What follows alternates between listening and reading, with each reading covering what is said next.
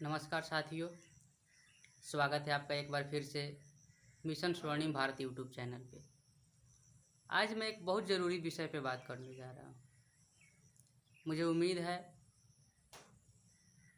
कि जो सरकार के वैसे समर्थक हैं जो बिना सोचे समझे हर फैसले को सही मानते हैं, उनके लिए भी वीडियो काम देगा। और सरकार के वैसे आलोचक हैं जो बिना सोचे समझे विपक्ष होने के नाते हर फैसले को गलत मानते हैं, उनके लिए भी ठीक होगा।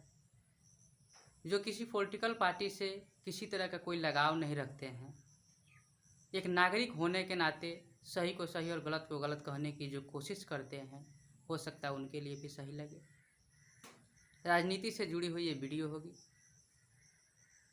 मैं एक बात बताना चाहता हूँ कि एक समय था जब इस देश में भक्ति काल चलता था, लेकिन आज एक दौर है जब अंधभक्ति काल चल रहा है।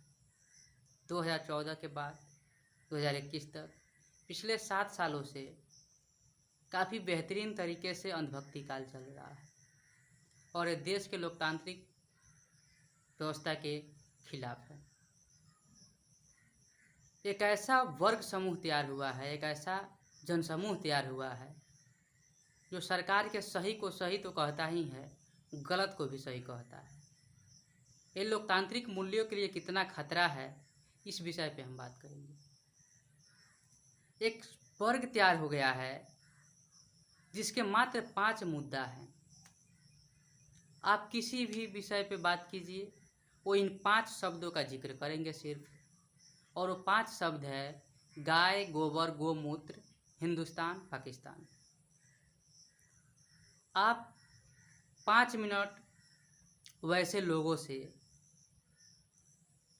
शिक्षा के ऊपर बहस करके देखिए, बीच में वो गाय को ला देंगे।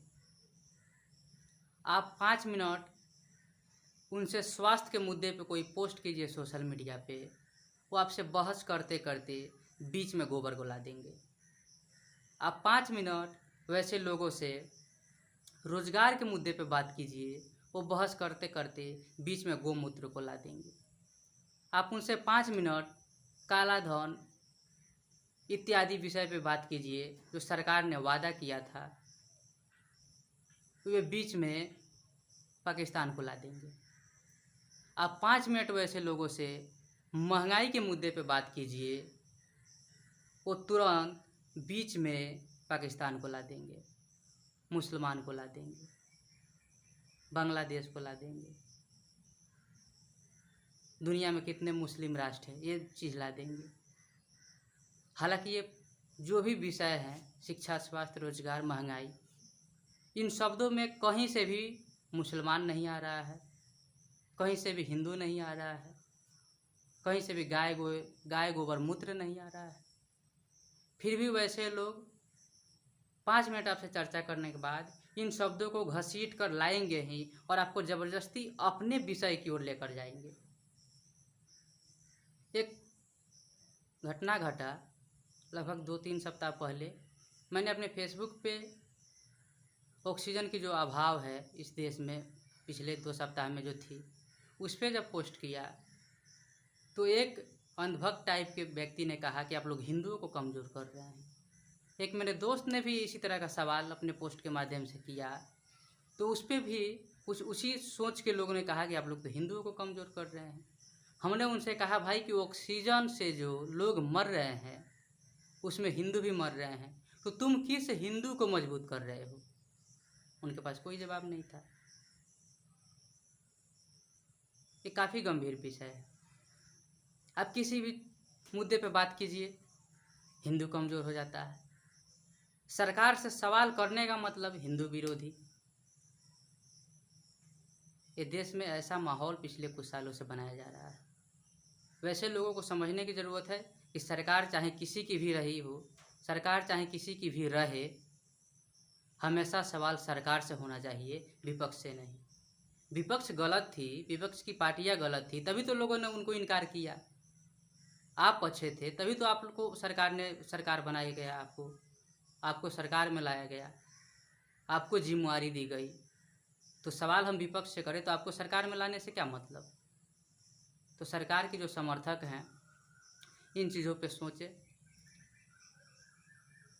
और सही मायने में लोकतंत्र में जो नियम है, जो सिद्धांत है कि सवाल सरकार से होने चाहिए, विपक्ष से नहीं, उसको आप जानने की कोशिश करें।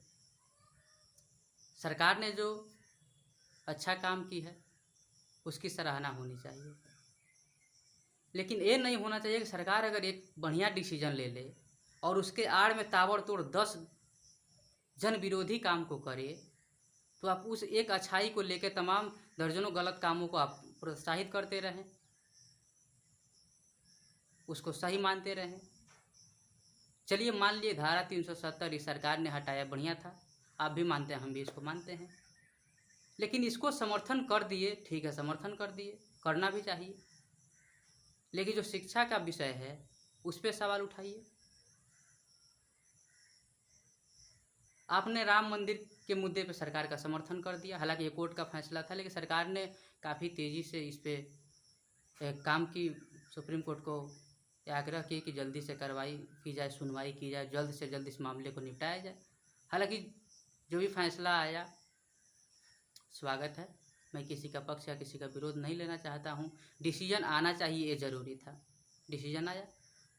अगर डिसीजन से आप संतुष्ट हैं तो आप सरकार का समर्थन कीजिए, अच्छी बात है, लेकिन जो बेरोजगारी दर बढ़ रही है उस पर तो आवाज़ उठाइए। जो सही लग रहा है उसको आप बोलिए, उसमें दिक्कत नहीं, उसका समर्थन कीजिए, उसका हम भी समर्थन करते हैं, लेकिन जो गलत है उसका भी आप समर्थन करते हैं। इस हद तक अंधभक्ति नहीं जानी चाहिए, ये देश हित में नहीं है। चलिए मान लिया आप 3 तलाक का फैसला सही मानते हैं, हम भी मानते हैं, एक सामाजिक बुराई थी, ख़त्म होना चाहिए, चाहे किसी भी धर्म की सामाजिक बुराई हो। उस धर्म के लोग अगर सुधार नहीं करते हैं अपने आप से, तो सरकार नियम बना के उसको ख़त्म करे, इस डिसीजन का हम स्वागत करते हैं। लेकिन जो काला धन का वादा था वो क्या हुआ?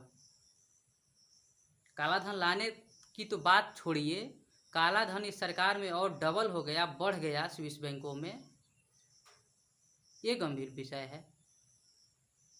और इस पे पूछने पे आप कहते हैं आप लोग देशद्रोही हैं। देशभक्ति का सर्टिफिकेट जितना पिछले 6 साल से एक अंधभक्त वर्ग के द्वारा बांटा जा रहा है, शायद इतना देशभक्ति का सर्टिफिकेट आज तक कभी नहीं बांटा गया है इस देश में। और देशभक्ति का सर्टिफिकेट वे बांटते हैं, वे पार्टी और उस पार्टी को समर्थन करने वाले वो संगठन इनका इतिहास देशद्रोहियों का साथ देने का रहा, वैसे लोग देशभक्ति का सर्टिफिकेट बांटते हैं, सिर्फ एक भ्रम फैलाकर, मीडिया का सहारा लेके बड़े देशभक्त होने का दावा करते हैं। मैं देशभक्ति पे अधिक चर्चा नहीं करूँगा, आप अन्य किसी मुद्दे का समर्थन कर लीजिए जो लगता हो कि हाँ सरकार ने सही की। सरकार ने गरीबों को निःशुल्क गैस सिलेंडर दी, बढ़िया डिसीजन था, सरकार का बढ़िया योजना है ये। एक बार में लोगों के पास पैसा नहीं हो पाता था 5,000, 7,000, 8,000 या 10,000 लेने के लिए, सरकार ने दे दी, मदद की, अच्छी बात है। लेकिन महंगाई फिर गैस की बढ़ते जा रही है, इस पे आवाज़ होनी चाहिए। लेकिन महंगाई चरम सीमा पे पहुंच रही है तो इसका तो विरोध तो कीजिए। आज डीजल पेट्रोल की भाव, इसमें भी अब देशभक्ति आप खोज रहे हैं। पहली बार इस देश में ऐसा हुआ है कि महंगाई भी देशभक्ति हुई है, बढ़ती हुई महिलाओं पे अत्याचार भी देशभक्ति है, धर्म के नाम पे, देशभक्ति के नाम पे घोटाला करना भी देशभक्ति है। आप सिर्फ वंदे मातरम बोलते रहें, जय श्री राम बोलते रहिए और घोटाला करते रहिए, ये देशभक्ति की श्रेणी में आएगा। राम मंदिर का घोटाला सामने है, कुछ लोग ये कह रहे हैं कि राम मंदिर में जो चंदा नहीं दिया है उसको बोलने का क्या हक है। कमाल का लॉजिक है भाई। इसका मतलब तो ये हुआ जो बीजेपी को वोट नहीं दिया है वो सरकार से सवाल नहीं करेगा, और जो वोट दिया है वो अंधभक्त बन के चुप है। इसका यह मतलब हुआ कि सब लोग एक विषय बांट के बात करेंगे। देश में हम जिस विषय से रिलेटेड नहीं है उसके बारे में अगर कुछ गलत हो रहा है, अगर आवाज़ उठाते हैं तो देशद्रोही हैं। अगर किसी व्यक्ति के यहाँ आज भी गैस पे खाना ना बनता हो, लकड़ी पे बनता हो, तो इसका ये मतलब हुआ कि महंगाई बढ़ रही है, गैस की तो आवाज़ नहीं उठाए। अगर किसी के यहाँ साइकिल हो, उसके यहाँ कार मोटरसाइकिल नहीं हो, इसका ये मतलब हुआ कि डीजल पेट्रोल बढ़ रहा है तो बढ़े, तो एक देश के नागरिक होने के नाते आवाज़ नहीं उठाए। ये कहने का आपका तात्पर्य है। इन सब बातों पे सोचने की ज़रूरत है। और अंधभक्त अपने संतुष्टि के लिए, अपनी खुशी के लिए जब सवाल किया जाता है सरकार से, तो तुरंत कहते हैं तुम तो कांग्रेसी हो। हालांकि उनको लगता है कि जो सरकार के विरोध में बोलेगा वो कांग्रेसी है या किसी न किसी पार्टी का है। ऐसा नहीं है। देश का एक नागरिक जो किसी भी पार्टी का प्राथमिक सदस्य भी नहीं हो, उसको भी सरकार से सवाल करने का हक है। वो भी सरकार से सवाल पूछ सकता है क्योंकि वो इस देश का नागरिक है। लेकिन आपके हिसाब से आप अपनी संतुष्टि के लिए जो कांग्रेस का विरोधी है उसको भी आप कांग्रेस का समर्थक मानते हैं। तमाम ऐसे लोग हैं जो जब कांग्रेस इस देश में सरकार में थी तो कांग्रेस पर भी उसी तरह सवाल उठाते थे जैसे आज भाजपा की सरकार में उठाते हैं। वो एक देशभक्त हैं, वो एक देश के सजग नागरिक हैं जो लोकतंत्र की परिभाषा समझते हैं। और बाद में अगर सरकार कांग्रेस की भी आए तो सवाल पूछने वाले लोग उससे भी पूछेंगे। भाजपा कांग्रेस को छोड़ के किसी थर्ड पार्टी की अगर सरकार बने और वो भी अपने मुद्दे पे खड़ा नहीं उतरे तो पूछने वाले लोग उससे भी सवाल पूछेंगे। आपके जैसे अंधभक्ति में लीन नहीं होंगे, आपके जैसे गूंगे बहरे नहीं होंगे। आप जो सही है उसको सही कहिए, जो गलत है उसको गलत कहने की साहस रखिए। ये देशभक्ति होती है। गलत को सही कह के किसी नेता का, किसी पार्टी का तलवा चाटने से देशभक्त नहीं बना जा सकता है। ये देशभक्ति की परिभाषा नहीं होती है। और अपने संतुष्टि के लिए अंधभक्त करते क्या है कि आप जब सरकार से सवाल पूछते हैं तो अंधभक्त कहते हैं तुम तो चमचा हो। हालांकि चमचा और जो अंधभक्त का ये प्रतियोगिता है इस देश में, मैं आपको बता दूं कि चमचा ही अंधभक्त है। मान लीजिए कि कांग्रेस के समर्थक अगर चमचा हैं तो उन चमचों से सवाल तो तब पूछा जाता जब सरकार कांग्रेस की होती।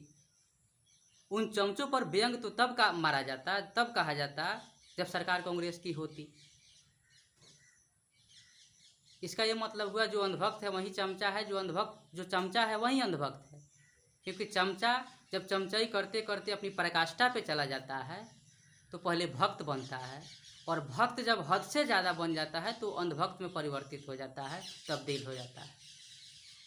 और अंधभक्त की एक खासियत होती है कि अपने स्वामी के प्रति, अपने आका के प्रति, अपने ईश्वर के प्रति, जिसको वो भगवान मान लेता है, उसकी अच्छाई को भी अच्छाई कहता है, उसकी बुराई को भी अच्छाई कहता है। एक अंधभक्त की पहचान होती है।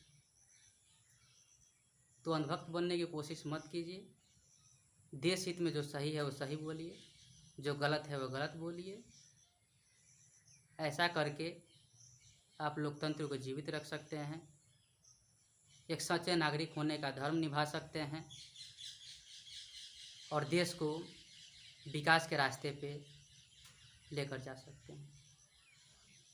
तो इसी के साथ मैं अपनी वाणी को विराम देता हूँ। मैं राकेश राजभर इस वीडियो को लेकर आया। आपने सुना, समय दिया, इसके लिए विशेष आभार। नमस्कार, धन्यवाद।